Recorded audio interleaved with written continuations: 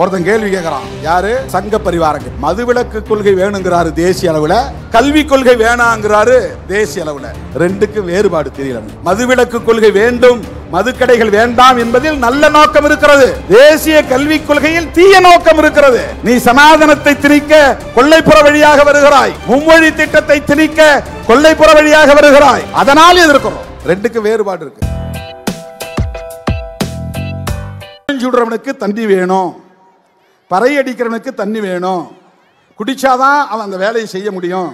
கூட்டுறவனுக்கு தண்ணி வேணும், குடிச்சாதான் அந்த வேலையை செய்ய முடியும். எப்படி நியாயப்படுத்துறான் பாருங்க. ஆனால் ஸ்ரீமன் நாராயணன் குழு 1955 உடனடியாக பரிந்துரைகளை தந்தது. அந்த பரிந்துரைகளைத்தான் இன்றைக்கு நாங்கள் நினைவூட்டுகிறோம். அவன் என்ன சொன்னா, குறிப்பிட்ட ஒரு தேதியை சொல்லி இந்த தேதிக்குள்ள எல்லா மாநில அரசும் மதுக்கடைகளை மூடுவோம் என்று உறுதியளிக்க வேண்டும். ஒரு குறிப்பிட்ட தேதிக்குள்ளாக இந்திய ஒன்றிய அரசு மதுவிலக்கை நடைமுறைப்படுத்த சட்டம் கொண்டு வர வேண்டும். அதை தான்டா இன்னைக்கு நாங்க சொல்றோம். ஸ்ரீமன் நாராயணன் குழு சொன்ன பரிந்துரைகளை நடைமுறைப்படுத்துங்கள். நரேந்திர மோடியே அதை நடைமுறைப்படுத்துங்க. இல்லைன்னா நீ இப்போ ஒரு என்கொயரி கமிட்டி போடு, புரோஹிபிஷனுக்கு ஒரு என்கொயரி கமிட்டி போடு. அது உனக்கு பிடிக்கல. ஸ்ரீமன் நாராயணனுக்கு பிறகு தேக்சந்த் கமிட்டி வந்துச்சு. ஜஸ்டிஸ் தேக்சந்த் அப்படிங்கிறவர் தலைமையில் மறுபடியும் ஒரு கமிட்டி போட்டாங்க 1970, 20 வருஷம் கழிச்சு. அந்த கமிட்டி பரிந்துரை செய்தது. ஆனா மாநில அரசியல் ஒத்துக்கல, அதனால கடப்பல போட்டாங்க. இப்ப நாங்க சொல்றோம், இந்துக்கள் தானே அதிகம் குடிக்கிறாங்க, முஸ்லிம்கள் குடிக்கலையே.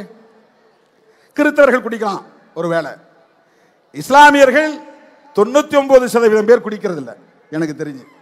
ஒருவேளை 90% பேரை வச்சுங்க, 10% பேரை விடுங்க. ஆனா இந்து சமூகத்தில் நீங்க சொல்லக்கூடிய இந்துக்களாக கருதப்படக்கூடிய விளிம்பு நிலை மக்கள் எத்தனை சதவீதம் பேர் குடிக்கிறார்கள்? இந்துக்களின் பாதுகாவலர்கள் என்று சொல்லிக் கொள்ளுகிற நரேந்திர மோடி அவர்களே, அமித்ஷா அவர்களே, இந்து சமூகத்தை பாதுகாக்க உங்களுக்கு பொறுப்பு இருக்கிறதா இல்லையா? மது கடைகளை மூட வேண்டிய பொறுப்பு உங்களுக்கு உண்டா இல்லையா?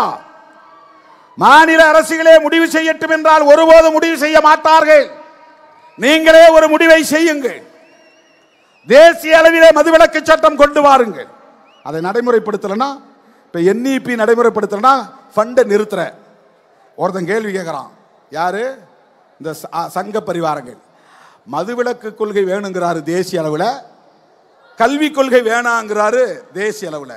ரெண்டுக்கு வேறுபாடு தெரியல. மதுவிலக்கு கொள்கை வேண்டாம் என்பதில், மதுவிலக்கு கொள்கை வேண்டும், மதுக்கடைகள் வேண்டாம் என்பதில் நல்ல நோக்கம் இருக்கிறது. தேசிய கல்விக் கொள்கையில் தீய நோக்கம் இருக்கிறது. நீ சனாதனத்தை திணிக்க கொல்லைப்புற வழியாக வருகிறாய், மும்மொழி திட்டத்தை திணிக்க கொல்லைப்புற வழியாக வருகிறாய். அதனால் எதிர்க்கிறோம். ரெண்டுக்கு வேறுபாடு இருக்கு. இதுல ஒரு தீய நோக்கம் இருக்கிறது தேசிய கல்விக் கொள்கையில், இதில் நல்ல நோக்கம் இருக்கிறது மதுவிலக்கு கொள்கையில். ஆகவேதான் மத்திய அரசுக்கு, இந்திய ஒன்றிய அரசுக்கு, மோடி அரசுக்கு விடுதலை சிறுத்தைகள் கோரிக்கை விடுக்கிறது. இந்தியா முழுவதும் மதுவிலக்கை நடைமுறைப்படுத்த வேண்டும். எனது அருமை தோழர்களே, என் உயிரின் உயிரான விடுதலை சிறுத்தைகளே,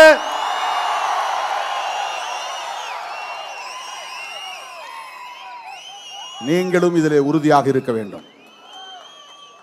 அப்படி இப்படி இருந்தா என்னையோட விட்டுறணும்.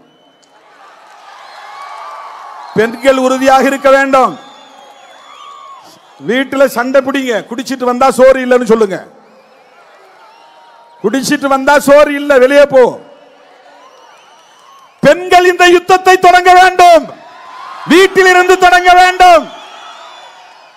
யாருக்கு இந்த பொறுப்பு இருக்கோ இல்லையோ, இதெல்லாம் ஒன்றும் பண்ண முடியாது. திருமாவளவன் மேடையில் பேசிட்டு போறான். நான் 2015 சொன்னேன், அடிவயிறு எரிய எரிய சொல்லுகிறேன் என்று வேதனையோடு சொன்னேன். நாடாளுமன்றத்திலும் சொன்னேன், மிகுந்த வேதனையோடு சொல்லுகிறேன். மனித வளம் பாழாகிறது. இந்தியா முழுவதும் மனித வளம் பாழாகிறது. எனவே மது மற்றும் போதை பொருள்களை ஒழிப்பதற்கு தேசிய அளவில் ஒரு கொள்கை வேண்டும், சட்டம் வேண்டும். அதை தீவிரமாக நடைமுறைப்படுத்த வேண்டும். கள்ளச்சந்தைகளில் புழங்குகிற போதைப் பொருட்கள் அனைத்தையும் தடை செய்ய வேண்டும். விழுப்புரம் மாவட்டத்தை சுற்றி 9 இடத்துல சோதனை சாவடி இருக்கு. ஒவ்வொரு மாவட்டத்திலும் பார்டர்ல இந்த சாராயத்தை கடத்திட்டு வர்றதை கண்டுபிடிக்கிறதுக்கு டோல்கேட் வச்சிருக்கிறாங்க. இந்த டோல்கேட் இல்ல, சாராயம் கடத்துற கும்பலை பிடிக்கிறதுக்கு டோல்கேட் இருக்கு. மற்ற மாவட்டங்களில் 2, 1, 3 தான் இருக்கு. விழுப்புரத்தில் 9 இடங்கள்ல இருக்கு. அதை மீறி கள்ளச்சாராயம் கள்ளக்குறிச்சியில் எப்படி அந்த 9 டோல்கேட்டை மீறி வந்துச்சு சாராயம்?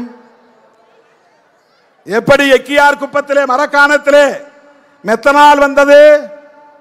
அங்கே 22 பேர், 10 பேர் மீனவர்கள், 4 பேர் தலித்துகள், மற்றவர்கள் 8 பேர் வெவ்வேறு சமூகங்களை சார்ந்தவர்கள். எல்லா சமூகங்களும் பாதிக்கிறார்களா இல்லையா? தலித்துகள் மட்டும்தான் பாதிக்கிறார்களா? எண்ணி பார்க்க வேண்டும். கள்ளக்குறிச்சியிலே செத்தது 69 பேர்.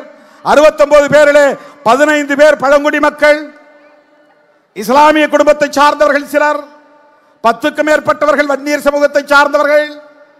மாதவச்சேரி என்கிற கிராமத்திற்கு போனேன். அங்கிருந்த பாமக கார தம்பி ஒருவர் ஓடி வந்து என் கையை பிடித்துக் கொண்டு சொன்னார், அண்ணா தினந்தோறும் மாலையிலே இங்கு சாராயம் விற்கப்படுகிறது. இந்த இடத்துல தான் விற்கிறாங்க, ஊருக்குள்ள நடுவில் வந்து விற்கிறாங்க, யாராலும் கேட்க முடியல. ஊருக்குள்ள தெருவுக்குள்ள கள்ளச்சாராயம் விற்கப்படுகிறது. என்னிடத்திலே வந்து சொன்ன தம்பி ஒரு பாட்டாளி மக்கள் கட்சிக்கார பையன் ஓடி வந்து சொன்னான். என் வண்டியிலேயே கொஞ்ச தூரம் பயணம் செய்தான். வன்னியர் தெருவுக்குள்ளே சாராயம் கள்ளச்சாராயம் விற்கப்படுகிறது. எல்லாம் சொல்றவன் என்ன சொல்றான்னா, திருமாவளவன் போராட்டம் நடத்துறது எதுக்காகனா அவங்க சாதி சனம்லாம் பாதிக்கப்படுறாங்க, அதனால போராட்டம் நடத்துறாரு. இந்த மாதிரி ஒரு அற்பத்தனம் வேற என்னவா இருக்க முடியும்? அயோக்கியத்தனம், ஒரு கீழ்த்தரமான புத்தி, கீழ்த்தரமான புத்தி. காஞ்சிபுரத்தில் நான் ஒரு கோரிக்கை வச்சேன். ஒருத்தன் எழுதுறான், ஒரு முட்டாள். நான் என்ன கோரிக்கை வச்சேன்னா, அண்ணா வந்து கனவு கண்டார், இந்திய எதிர்ப்பு போராட்டத்தில் தாளமுத்து நடராசன் 2 பேர் இறந்தார்கள். அது பெரியாருடைய போராட்டத்தில் பெரிய ஊக்கத்தை தந்தது. இந்த 2 பேரும் 2 சமூக பின்னணி கொண்டவர்கள். நடராசன் தலித் சமூகத்தை சார்ந்தவர், ஆதி திராவிடர். தாளமுத்து நாடார் சமூகத்தை சார்ந்தவர். இந்த 2 சமூகமும் பெரியார் எடுத்த போராட்டத்திற்கு பக்கத்துணையாக இருந்திருக்கிறது. எனவே பெரியார் நாங்கள் ஆட்சிக்கு வந்தால் பெரியாரும் தாளமுத்து நடராசனும் இருப்பதை போல சிலை ஒன்றை நிறுவுவோம். இது அண்ணா கண்ட கனவு. அதை சொல்லிட்டு தான் நான் சொல்றேன். முதலமைச்சர் அவர்களே, அண்ணன் தளபதி ஸ்டாலின் அவர்களே, நீங்கள் ஆட்சியில் இருக்கும் போதே இந்த கோரிக்கை நிறைவேற்ற வேண்டும். நான் ஒரு கோரிக்கையை சொல்ல போகிறேன் அப்படின்னு சொன்ன உடனே எல்லாரும் பத்திரிகைக்காரன் பூரா ஏதோ மது ஒழிப்பு பற்றி தான் பேச போறாரு, மது கடைகளை மூட சொல்ல போறாரு அப்படின்னு எல்லாம் பதற்றமா இருந்தாங்க. நான் சொன்னேன் என்ன சொன்னேன்னா, பெரியார், நடராசன், தாளமுத்து ஆகியோர் கொண்ட உருவச் சிலைகளை நிறுவுங்கள், அது அண்ணாவின் ஏக்கம் என்று சொன்னேன். ஒருத்தன் எழுதுறான், இதுலயும் சாதி பார்க்கிறார் திருமாவளவன், நடராசன் என்கிற ஒரு தலித்துக்கு சிலை வைக்கணுங்கிறதுக்காக இப்படி ஒரு கோரிக்கை வைக்கிறார் அப்படின்றான். அப்படி சிந்திக்கிற அவன் தான் சாதி புத்தி உள்ளவனே தவிர நாம் இல்லை. அண்ணா கேட்டதை நாம் சொன்னோம், அண்ணாவின் ஏக்கத்தை நாம் சொன்னோம்.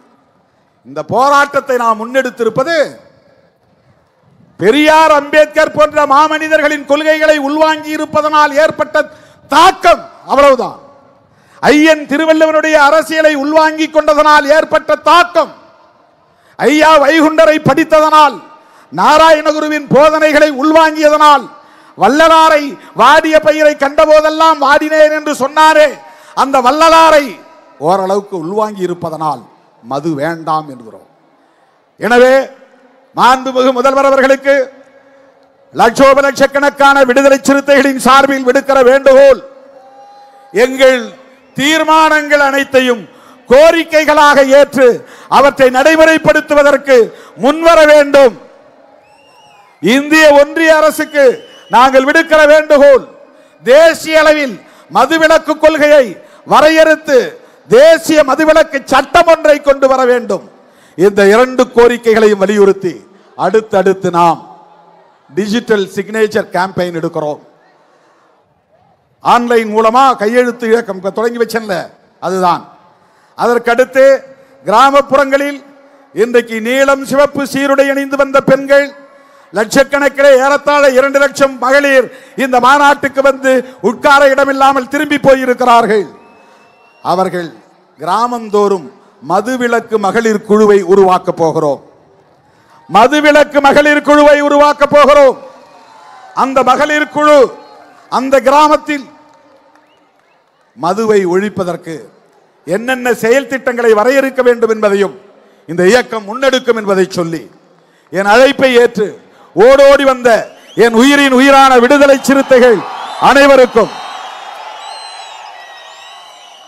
நம்முடைய அழைப்பை ஏற்று இந்த நிகழ்வுக்கு வந்து கருத்துரை வழங்கிய தலைவர் பெருமக்கள் யாவருக்கும் என்னுடைய நெஞ்சார்ந்த நன்றியை தெரிவித்து, இந்த திடலை நமக்கு வழங்கிய உளுந்தூர்பேட்டை மேனாள் ஊராட்சி மன்ற தலைவர், பேரூராட்சி மன்ற தலைவர் திரு ராதாகிருஷ்ணன் அவர்களுக்கும், சட்டமன்ற உறுப்பினர் உதயசூரியன் அவர்களுக்கும், இவ்வளவு நேரமும் இங்கே காத்து கிடக்கிற என் உயிரின் உயிரான விடுதலை சிறுத்தைகள் அனைவருக்கும் என்னுடைய நிஜார்ந்த நன்றியை மீண்டும் மீண்டும் உரித்தாக்கி வாய்ப்புக்கு நன்றி கூறி முடிக்கிறேன். நன்றி, வணக்கம். ஜெய் பீம், ஜெய் பீம். ஒழிப்போம், ஒழிப்போம், மதுவை ஒழிப்போம், காப்போம், காப்போம், மனித வளம் காப்போம்.